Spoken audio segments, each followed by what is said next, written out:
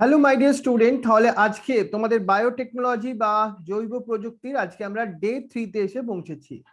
আজকে তোমাদের জন্য আমি এই চ্যাপ্টারটার স্পেশাল কিছু টপিক নিয়ে আলোচনা করব, যেটা তোমাদের উচ্চ মাধ্যমিক বা টেস্ট এক্সাম গুলোতে ভেরি ইম্পর্টেন্ট হতে পারে।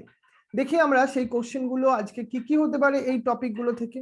তাহলে চলো আজকে আমরা ডে 3 তে আমাদের উচ্চ মাধ্যমিক যারা দ্বাদশ শ্রেণীর স্টুডেন্ট বাংলা মিডিয়ামে পড়ো সেই ফেভারিট স্টুডেন্টদের জন্য আজকে আমার এই স্পেশাল ক্লাস। চলো তাহলে তোমরা চলে এসো, আজকে আমাদের এই স্পেশাল ক্লাস আমরা করতে চলেছি এখন তোমাদের জন্য জৈব প্রযুক্তি এবং তার প্রয়োগ। দেখো, জৈব প্রযুক্তি এবং তার প্রয়োগ এই চ্যাপ্টারটা আমরা তোমাদের সাথে চলো ডিসকাস করব। তার আগে দেখে নি তোমাদের সবার সঙ্গে সেটিংসটাকে। আমরা তাহলে আজকে ডে 3 নিয়ে আলোচনা করব তোমাদের সঙ্গে এই চ্যাপ্টারটার জন্য। ডে 3, তাহলে আজকে আমরা জীব প্রযুক্তিবিদ্যা এবং তার প্রয়োগে কোন কোন টপিকগুলোকে নিয়ে তোমাদের সাথে আলোচনা করব। একটা হচ্ছে ক্লোনিং। ক্লোনিং ব্যাপারটা কি সেটা আমরা আগের উইকেই একটুখানি জানছিলাম, বাট আজকে তার মেন প্রয়োগ ব্যাপারটা তোমাদের সাথে আলোচনা করব। কোনো অণুজীবের মধ্যে, কোনো উদ্ভিদের মধ্যে বা কোনো প্রাণীর মধ্যে আমরা ক্লোনিংটাকে কিভাবে প্রয়োগ করতে পারি এবং মানুষের কি কি উপকার হতে পারে এখান থেকে। আর একটা জিনিস তোমাদের সঙ্গে আলোচনা করব, সেটা হচ্ছে ক্লোনিং এর সুবিধে ও অসুবিধে। দেখো, সব জিনিসের তো সুবিধা অসুবিধে মানে অ্যাডভান্টেজ ডিসঅ্যাডভান্টেজ থাকে। দেখে নি এখানেও কি আছে সেটা। আর একটা হচ্ছে ট্রান্সজেনিক কৌশল, মানে ট্রান্সজিন বা ট্রান্সজেনিক ব্যাপারটা কি এবং এই কৌশলটা আমরা কোথায় কোথায় প্রয়োগ করতে পারবো সেই সবগুলোকে নিয়েও একটু ডিসকাস করব। চলো তাহলে প্রথম আমি তোমাদের জন্য যেটা ডিসকাস করি সেটা হচ্ছে জিন ক্লোনিং। জিন ক্লোনিং ব্যাপারটা কি? আমরা ডিএনএ বা জিন সে আর ক্লোন করব, তার প্রতিলিপি তৈরি করব, তার ক্লোন করব, কিন্তু তার প্রয়োগটা প্রথমে আমি তোমাদের অণুজীবের মধ্যে দেখাই। আমি আগেও তোমাকে বলেছিলাম সেই ইনসুলিনের জিনটার কথা মনে আছে? ইনসুলিনের জিনটা আমরা কোথা থেকে শনাক্তকরণ করব? আমাদের অগ্নাশয়ের কোষের থেকে। অগ্নাশয়ের কোষের মধ্যে আমাদের ইনসুলিনের জিনটা প্রথম আমরা শনাক্তকরণ করব এবং এটাকে পৃথককরণ করে নেব। মানে অন্যদের থেকে তো একটু পৃথক করতে হবে না, কোনটা ইনসুলিনের জিন সেটাকে আমরা পৃথক করে নিলাম।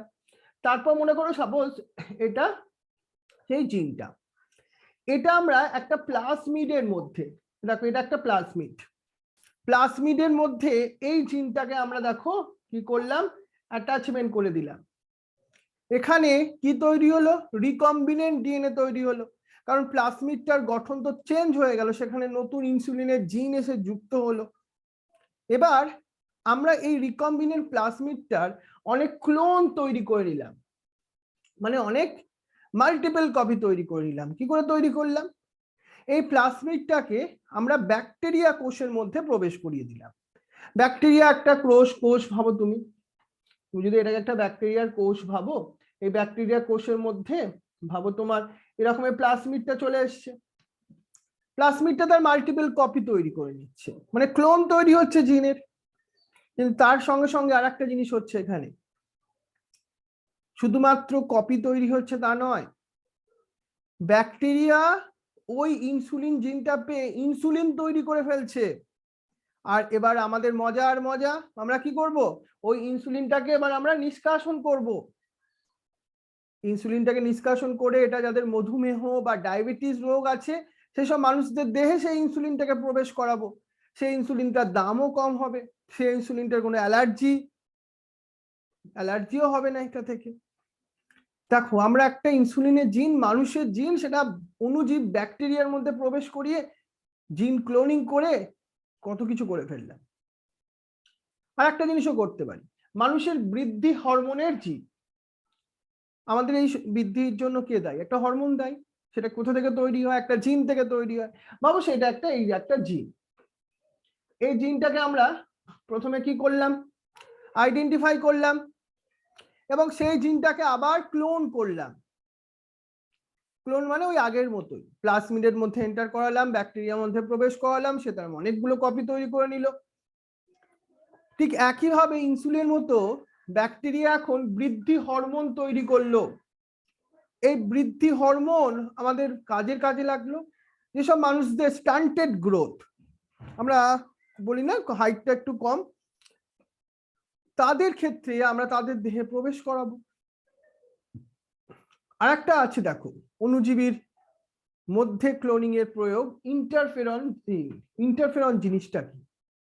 ইন্টারফেরন একটা প্রোটিন জাতীয় বস্তু যেটা ভাইরাস দমনে সহায়তা করে। কি দমনে? ভাইরাস দমনে সহায়তা করে। এবার একইভাবে আমরা ইন্টারফেরন প্রস্তুতকারী জিনটাকে কি করব? শনাক্তকরণ করব। তারপর সেটাকে প্লাজমিডের মধ্যে দিয়ে দেব, ক্লোন তৈরি হবে, মাল্টিপল কপি তৈরি হবে, এবং ব্যাকটেরিয়া কোষের মধ্যে ইন্টারফেরন জাতীয় প্রোটিন তৈরি হবে। সেই প্রোটিনটা নিষ্কাশন করে আমরা কোথায় দেব? আমরা এটা চিকিৎসা শাস্ত্রে কাজে লাগাবো। তাহলে বুঝতে পারলে জিন ক্লোনিং এবং তার প্রয়োগ, সেটা অণুজীবীর সাহায্য নিয়েছি আমরা। আমরা উদ্ভিদেও এই ক্লোনিং ব্যাপারটা অ্যাপ্লাই করতে পারি। কিভাবে? দেখো, তুমি অঙ্গজ জননের কথা মনে আছে, যেটাকে আমরা ভেজিটেটিভ প্রোপাগেশনও বলতাম। মানে উদ্ভিদে কোনো কাণ্ড হোক, শাখা হোক, তার পাতা হোক, তার মাধ্যমে যখন জনন সম্পন্ন হয় তখন কিন্তু যে অপত্যগুলো সৃষ্টি হয় সেগুলো ক্লোনই তৈরি হয়। সেগুলো তার পিতামাতার মতো একই রকমের দেখতে হয় না, কারণ এটা তো অযৌন জননের একটা প্রক্রিয়া। সেটাই তো অঙ্গজ জনন। কেন অঙ্গজ? কারণ অঙ্গজ পার্ট দ্বারা অযৌন জনন সম্পন্ন হচ্ছে, তাই। এখানেও কিন্তু ইনডাইরেক্টলি আমরা জিনটাকে ক্লোনিং করলাম। আবার কি করতে পারি জানো তো? দুটো পৃথক ক্লোনের মধ্যে আমরা সংকরায়ন করলাম। দুটো পৃথক জিন, দুটো উদ্ভিদ, তার কোষকে আমরা সংকরায়ন করে সংকর উদ্ভিদ তৈরি করতে পারি। এটাকেও আমরা জিন ক্লোনিং বলতে পারি। মানে এ উদ্ভিদ আর বি উদ্ভিদ, তার থেকে জিন নিলাম, তাদের মধ্যে প্রোটোপ্লাসের ফিউশন করিয়ে আমরা সংকর জীব তৈরি করতে পারি, উদ্ভিদ তৈরি করতে পারি। এবার দেখো প্রাণীতে ক্লোনিং এর প্রয়োগ, এটা তোমাদের জন্য একটু বেশি ইম্পর্টেন্ট তোমাদের টেস্ট এবং বোর্ড এক্সামের জন্য। দেখো, প্রথম এই প্রাণীতে ক্লোনিং প্রয়োগ করেছিলেন একটা বিখ্যাত দুজন বিজ্ঞানী। তিনি হচ্ছেন উইলমট অ্যান্ড ক্যাম্পবেল বলে দুজন সায়েন্টিস্ট। ওনারা 1997 সালের 27শে ফেব্রুয়ারি ছিল সেদিন। সেদিন প্রথম ক্লোন প্রাণী তৈরি হলো, যাকে দেখতে তার মাতার মতো সব ক্যারেক্টার, সব জিনের মিল আছে, কিন্তু সেটা মানুষ নয়, সেটা ছিল ডলি নামক একটা ভেড়া। প্রথম ক্লোন হিসাবে জন্মগ্রহণ করেছিল। কিন্তু তোমার এখন মনে একটা কোশ্চেন আসছে, কি কিভাবে এই ক্লোনটা করা হয়? তাহলে চলো তোমাকে এবার একটুখানি বোঝাই আমি প্রাণী ক্লোনিং পদ্ধতিতে কিভাবে ডলির জন্ম দিয়েছিলেন বিজ্ঞানী উইলমট অ্যান্ড ক্যাম্পবেল। উনি ডিম্বাণুকে প্রথম নিয়েছিলেন। ডিম্বাণু তো থাকবেই স্ত্রীদের মধ্যে, মানে স্ত্রী ভেড়ার থেকে ডিম্বাণু নিয়ে ওটাকে উনি কি করলেন, ডিম্বাণু থেকে নিউক্লিয়াসটাকে অপসারণ করে দিলেন। ডিম্বাণু থেকে কি করলেন? নিউক্লিয়াসের অপসারণ। তারপর স্তনগ্রন্থির আবরণী কলা, সেটাকে উনি পালন কোষে মানে একটা মিডিয়াম তৈরি করে আবরণী কলার কোষগুলোকে বিভেদিত করায়, এবং একটা মনে করো পেট্রি ডিশের মধ্যে ওই পালন করা কোষগুলো আর ডিম্বাণুর যে নিউক্লিয়াস অপসারণ হয়েছিল সেই ডিম্বাণুটা উনি একসাথে এক জায়গায় রেখে দিলেন। এতে কি হলো? ওই ডিম্বাণুর মধ্যে এই পালন কোষের নিউক্লিয়াসে প্রবেশ করলো এবং সংকর বা হাইব্রিড ক্লোন তৈরি হলো। সংকর বা হাইব্রিড ক্লোন কোষ পাওয়া গেল। এবার কি হলো জানো? এই কোষগুলোকে আমরা আরো কোষ বিভাজন করালাম, আবার সেই প্রণোদিত ভাবে এখানে কোষের বৃদ্ধি হলো এবং একটা সময় ভ্রূণের গঠন হতে থাকলো। আমরা এবার ভ্রূণটাকে কি করলাম? মাতৃ জরায়ুতে ভ্রূণের প্রতিস্থাপন করলাম। তারপর কিছু সময় পর ডলির জন্ম হলো। দেখো, এইভাবে আমরা করেছিলাম প্রথম প্রাণীর ক্লোনিং। এইটা কিন্তু তোমাদের জন্য একটা ভালো কোশ্চেন হতে পারে।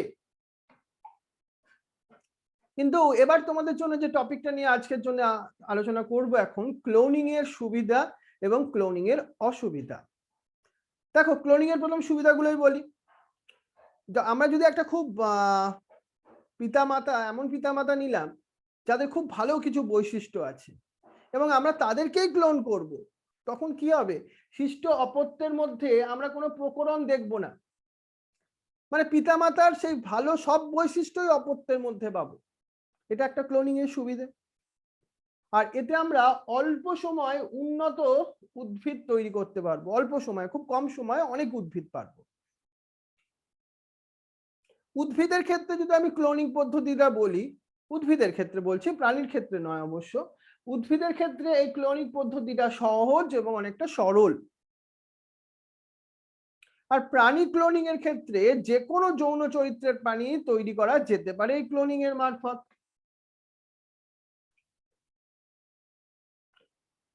এমনি যৌন জননে কি দরকার লাগে?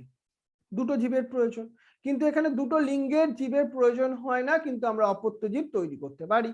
তাহলে এটাও একটা অ্যাডভান্টেজ, সুবিধা, তাই না? এবার তোমাকে আমি একটু অসুবিধাগুলোকে দেখাই, ক্লোনিং এর অসুবিধাগুলো কি কি। দেখো, অঙ্গজ জননকারী জীবের মধ্যেই এটা সীমাবদ্ধ থাকবে যদি আমরা উদ্ভিদের ক্ষেত্রে দেখি, কারণ আমরা বলেছিলাম উদ্ভিদের ক্ষেত্রে অঙ্গজ জননের মাধ্যমেই ক্লোন হয়। এটা একটা অসুবিধে, যারা অঙ্গজ জনন করতে পারে না সেসব উদ্ভিদের ক্ষেত্রে আমরা ক্লোনটা সরাসরি ভাবে করতে পারবো না।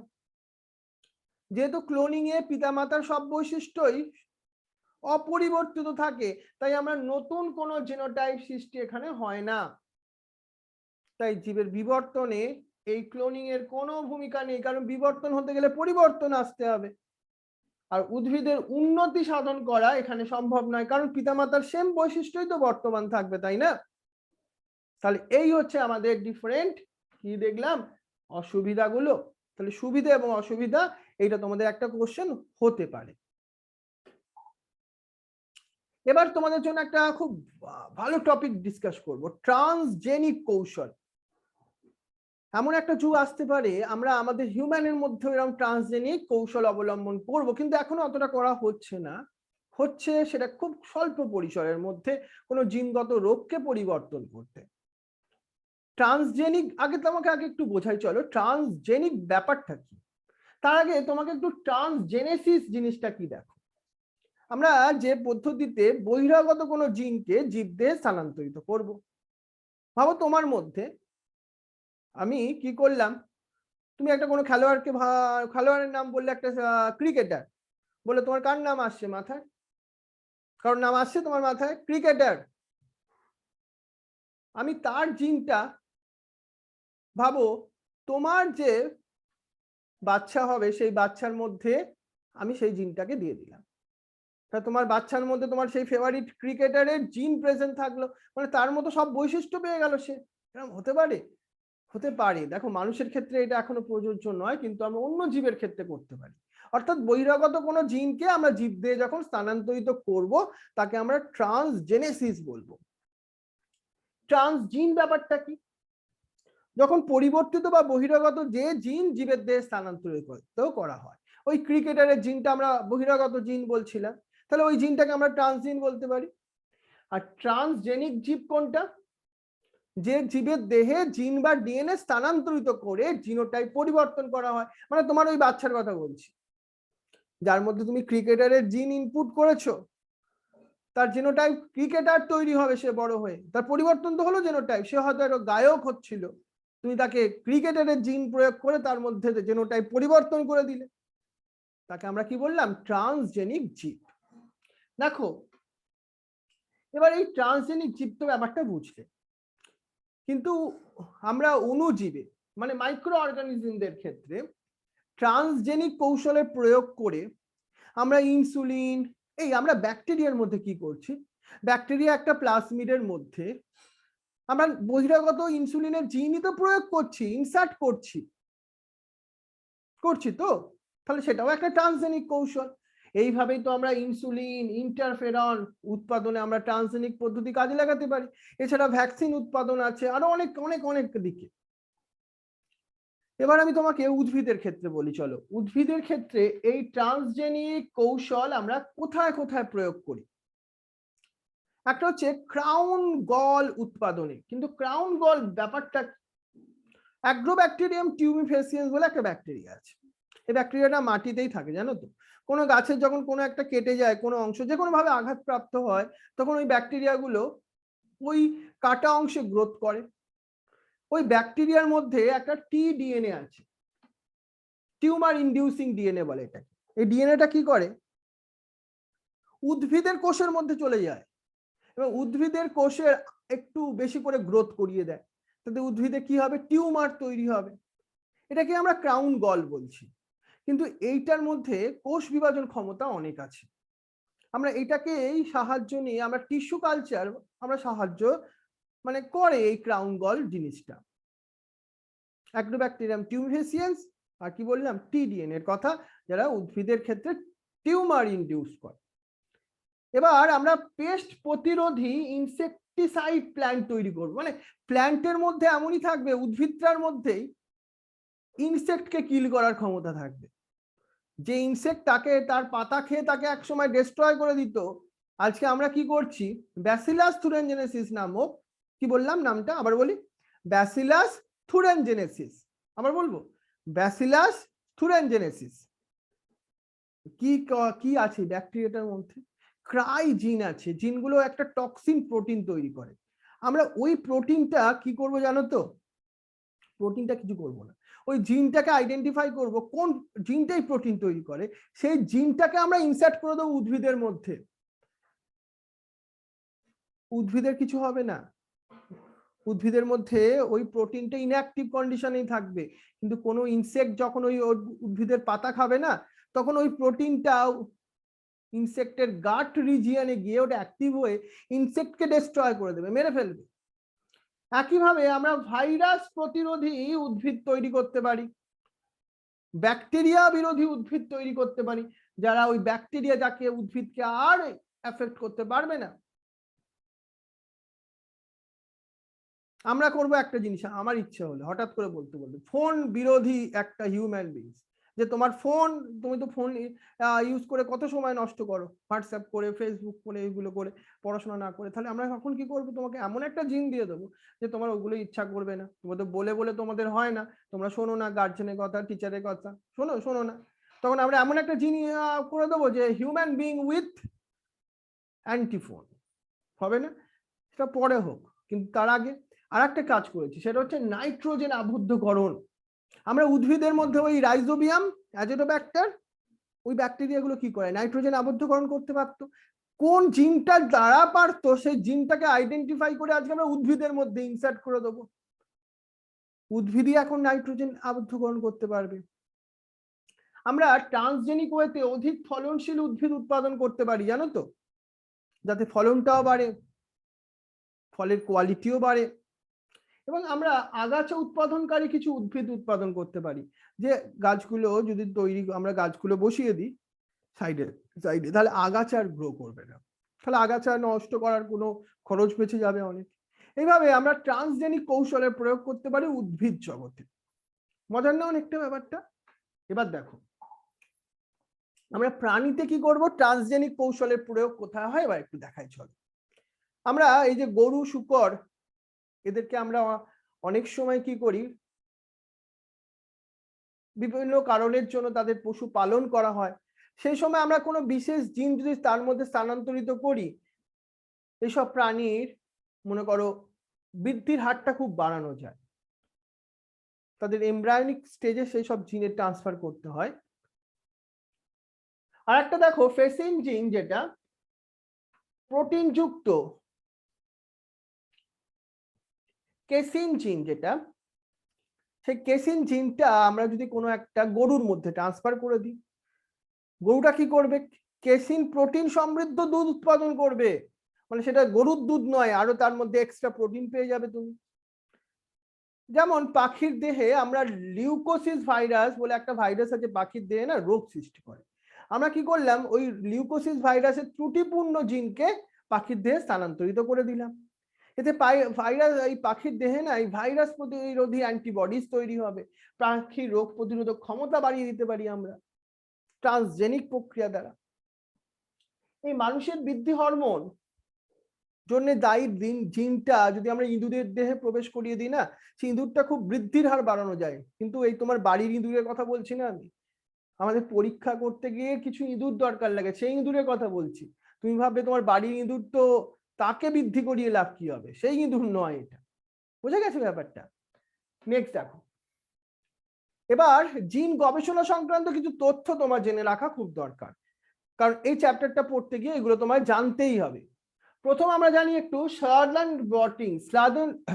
ব্লটিং কি জিনিসটা, যেটা বিজ্ঞানী ইএম সার্দান, তার নাম ওয়াইজ হয়েছিল। উনি 1975 সালে এই সার্দান ব্লটিং এই পদ্ধতিটা ডিসকভার করেছিলেন। এখানে কি করা হয় এই সার্দান ব্লটিং টেকনিকে, মানে ডিএনএ খণ্ডগুলোকে শনাক্তকরণ করা হয়। কিভাবে করা হয়?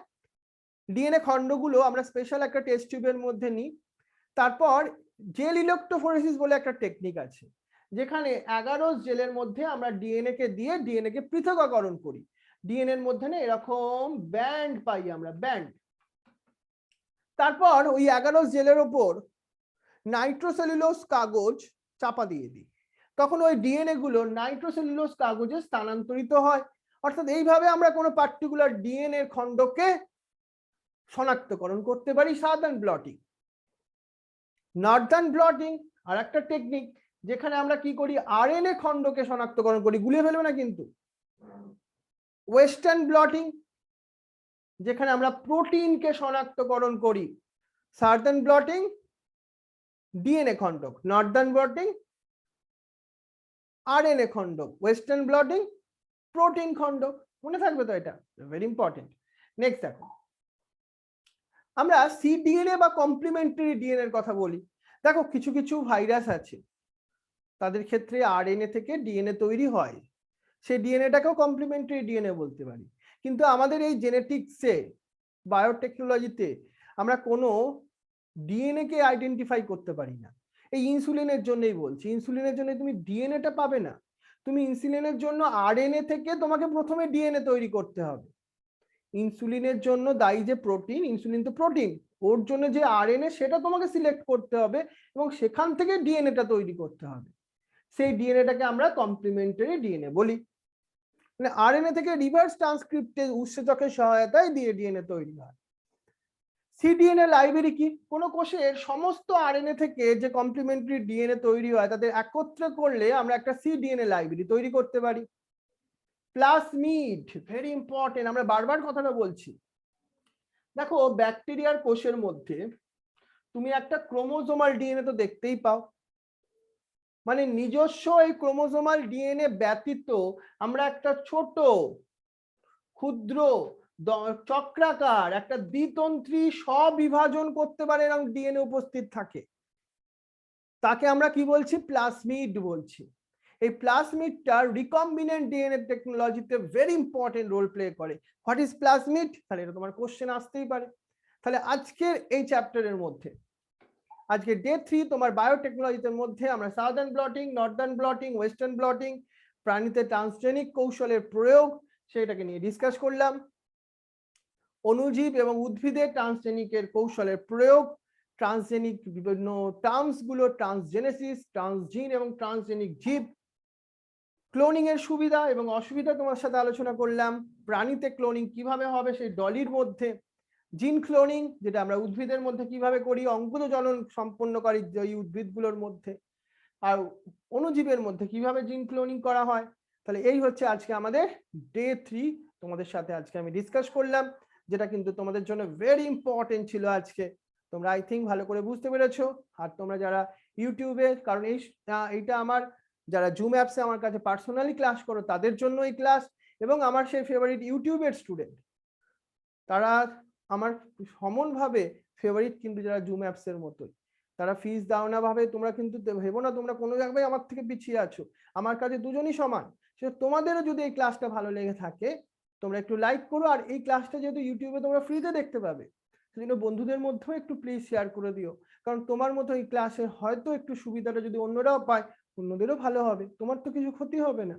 সেজন্য একটু শেয়ার করে দিও ওদেরকেও, তাতে আমারও প্রচেষ্টাটা সফল হবে, যাতে ওরাও কোনো ফিজ না দিয়েও যাতে তারা বাড়ি থেকেও এই চ্যাপ্টারটা তাদের টেস্ট এবং উচ্চ মাধ্যমিকের জন্য তৈরি হয়ে যায়।